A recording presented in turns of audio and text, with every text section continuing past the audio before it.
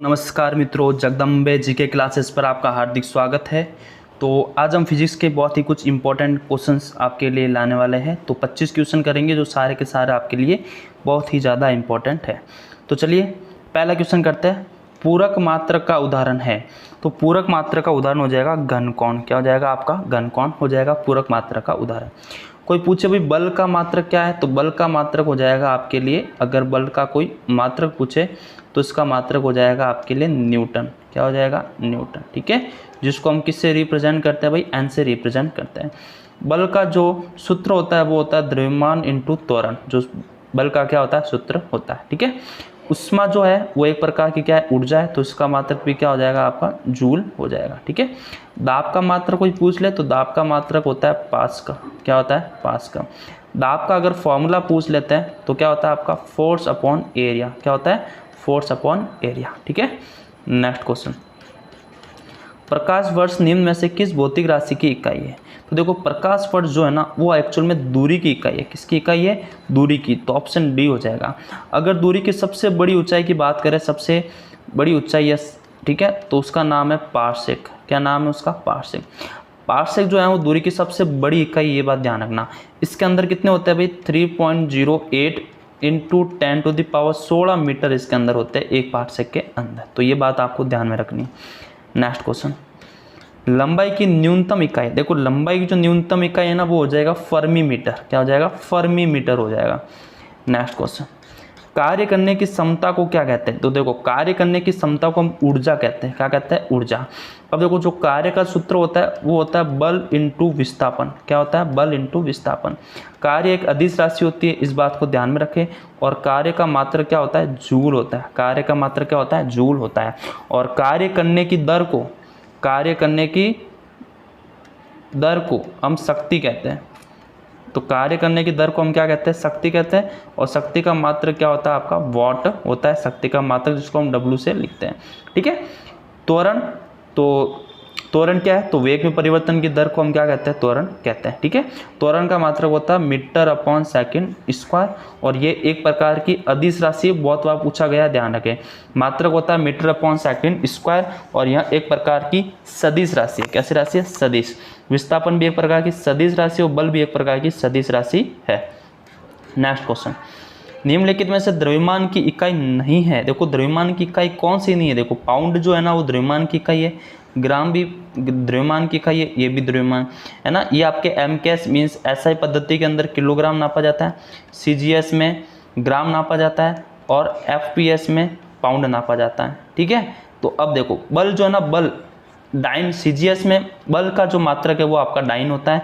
तो dine actual में किसका मात्रक है? बल का मात्रक है। इस बात को ध्यान में रखें। ठीक है, नेक्स्ट क्वेश्चन। तो इसका जो सही आंसर हो जाएगा ना वो आपका क्या हो जाएगा? बी हो जाएगा। Next question. फैराडे किसका मात्रक है? तो देखो फैराडे जो है ना वो एक्चुअल में धारिता का मात्रक है। किसका मात्रक है? धारिता। चालकता यानी चालकता क्या है? तो चालकता का मात्रक होता है ओम मीटर। ध्यान रखना, चालकता का मात्रक क्या होता है? ओम मीटर। देखो जो आपका चालकता होती है ना वो प्रतिरोध का क्या होता है? उल्टा होता है ना, इन्वर्स होता है प्रतिरोध का। और प्रतिरोध का मात्रक क्या होता है? ओम होता है। तो इसीलिए चालकता का मात्रक क्या हो जाएगा? ओम इन्वर्स हो जाएगा।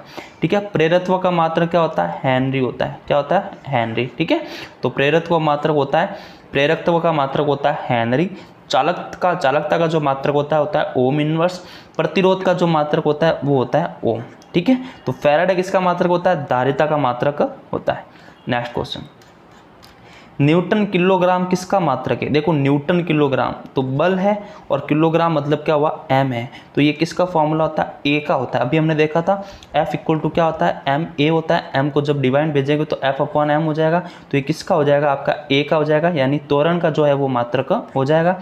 तो सही आंसर आपका क्या हो जाएगा? डी। Next question. शक्ति या सामर्थ्य राशि। देखो शक्ति जो है ना वो क्या? एक प्रकार की अदिश राशि है शक्ति, है ना। शक्ति जो होती है यानी पावर वो होता है कार्य बट्टा समय। इसका भी मैंने मात्रक बताया था। इसका मात्रक क्या होता है आपका? वॉट इसका मात्रक होता है। ध्यान रखना एक हॉर्स पावर के अंदर ना, एक अश्व शक्ति के अंदर 746 वॉट की शक्ति होती है। तो इतनी बात आपको ध्यान में रखनी है। Next question. निम्नलिखित में से किसका मात्रक न्यूटन है? देखो न्यूटन जो होता है बल का मात्रक होता है ना, तो इसका सही आंसर आपका ए हो जाएगा, बल का मात्रक न्यूटन होता है। नेक्स्ट क्वेश्चन, निम्नलिखित में से ताप की इकाई है, देखो ताप की जो इकाई है वो सेल्सियस भी होती है, केल्विन भी होती है और फ़ारेनहाइट है, तीनों की तीनों ताप की ही इकाई है, तो आंसर हो जाएगा आपका डी। ठीक है। स्पष्ट दृष्टि की न्यूनतम दूरी, देखो अगर स्पष्ट दृष्टि की न्यूनतम दूरी वो 25 सेंटीमीटर होती है, ध्यान रखना, कम से कम 25 सेंटीमीटर की दूरी होगी तभी आपको वो जो है वो स्पष्ट दिखाई देगा।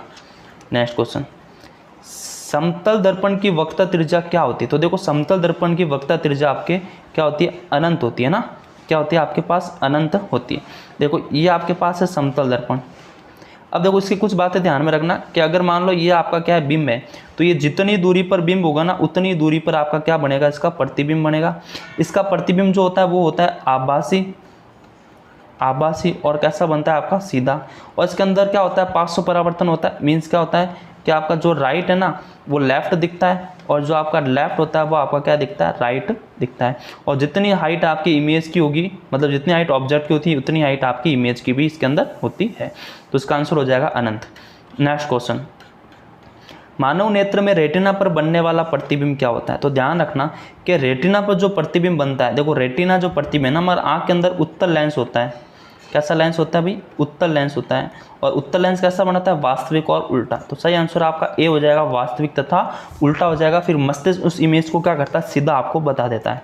नेक्स्ट क्वेश्चन, दूरदृष्टि दोष के कारण प्रतिबिंब बनता है। तो देखो अगर दूरदृष्टि दोष की बात करें, दूरदृष्टि दोष के कारण, है ना, यानी निकट की चीज़ें आपको आसानी से दिखाई नहीं देखी, दूर की चीज़ें आपको आसानी से दिख जाती है। तो ये कब होता है? तो ध्यान रखना जब इमेज रेटिना से पीछे बनने लग जाती है ना। तो देखो इस समय होता क्या है कि जो लेंस की जो क्षमता होती है, क्या होती है? लेंस की क्षमता वो कम हो जाती है और फोकस जो दूरी है ना, फोकस दूरी वो क्या हो जाती है? बढ़ जाती है। देखो ये लेंस की क्या है? ये है लेंस की क्षमता। ठीक है, तो ध्यान रखना लेंस की जो क्षमता होती है ना वो फोकस दूरी की क्या होती है? व्युत्क्रम होती है, उल्टी होती है। अगर आप फोकस दूरी को बढ़ाओगे तो लेंस की क्षमता क्या हो जाएगी? कम हो जाएगी। अगर इसका मात्रक की बात करें तो इसका मात्रक होता है डायोप्टर, है ना। बहुत इंपॉर्टेंट सवाल है डायोप्टर, जिसको हम डी से लिखते हैं। कभी कभी डायोप्टर को हम क्या लिख सकते हैं? 1/मीटर लिख सकते हैं ना। डायोप्टर को क्या लिख सकते हैं हम? 1/मीटर लिख सकते हैं, या हम इसको कह सकते हैं मीटर इनवर्स। ठीक है, ये बात ध्यान रखना। तो इसका 14 का जो सही आंसर हो जाएगा वो ए हो जाएगा, रेटिना से पीछे। नेक्स्ट क्वेश्चन, आइरिस के मध्य वाले छोटे छिद्रों को क्या कहते हैं? तो आपको पता है कि आइरिस के मध्य वाले छोटे छिद्र को हम पुतली कहते हैं। क्या कहते हैं? पुतली कहा जाता है।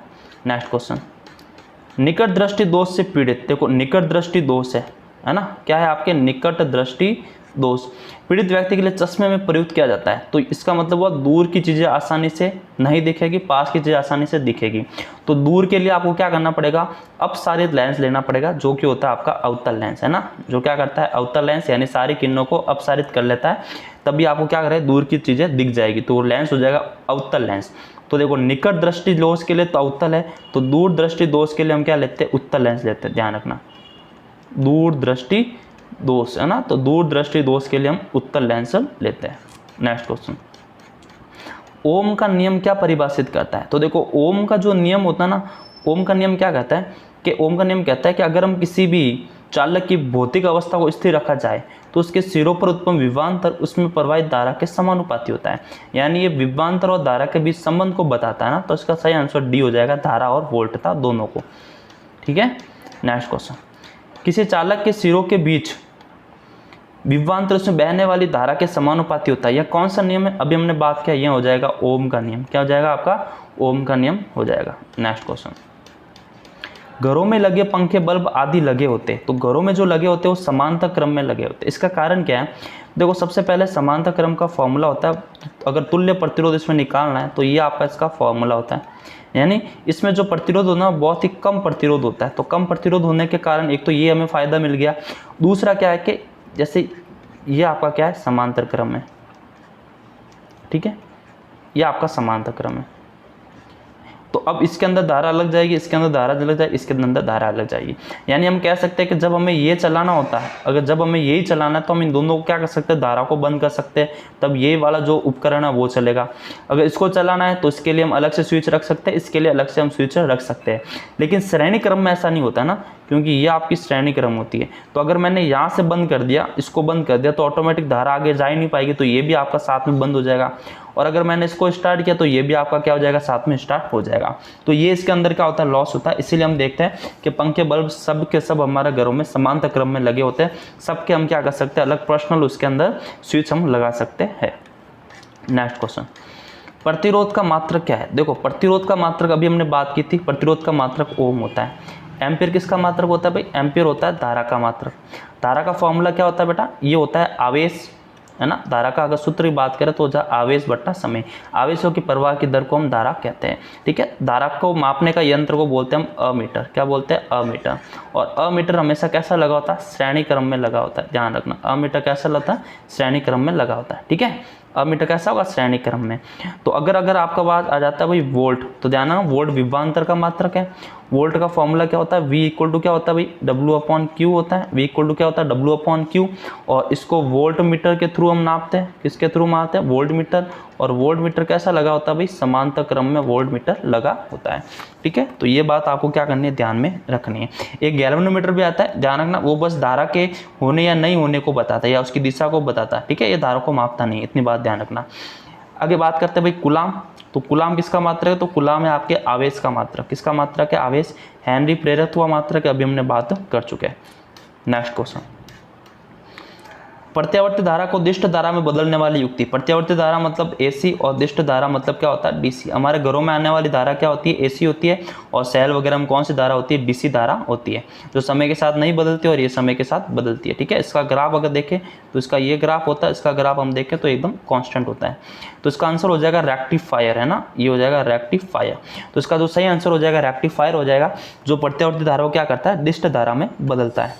नेक्स्ट क्वेश्चन, निम्न में कौन सा सर्वोत्तम विद्युत चालक है। तो अगर सबसे अच्छा विद्युत चालक की बात करें तो वो हो जाएगा आपका चांदी। सी ऑप्शन इसका सही होगा। नेक्स्ट क्वेश्चन, आवर्ती का मात्रक क्या होता है। तो देखो आवर्ती का मात्रक जो होता है वो हर्ट्ज होता है। क्या होता है, हर्ट्ज। केल्विन किसका है, ताप का, ये प्रेरक हुआ, ठीक है। नेक्स्ट क्वेश्चन, ताप का एसआई मात्रक क्या है। तो देखो ताप का मात्रक तो सेल्सियस और फ़ारेनहाइट भी है, लेकिन इसका अगर एसआई मात्रक की बात करें तो 0 केल्विन, मतलब केल्विन, है ना। और 0 केल्विन को हम परम ताप कहते हैं। क्या कहते हैं, परम ताप। नेक्स्ट क्वेश्चन, ध्वनि की प्रबलता का मात्रक क्या है। तो ध्वनि की प्रबलता का मात्रक डेसिबल है। क्या है, डेसिबल है जो ध्वनि की प्रबलता का मात्रक है। ये बात ध्यान रखना, मोस्ट इंपॉर्टेंट क्वेश्चन आपका है। Next question,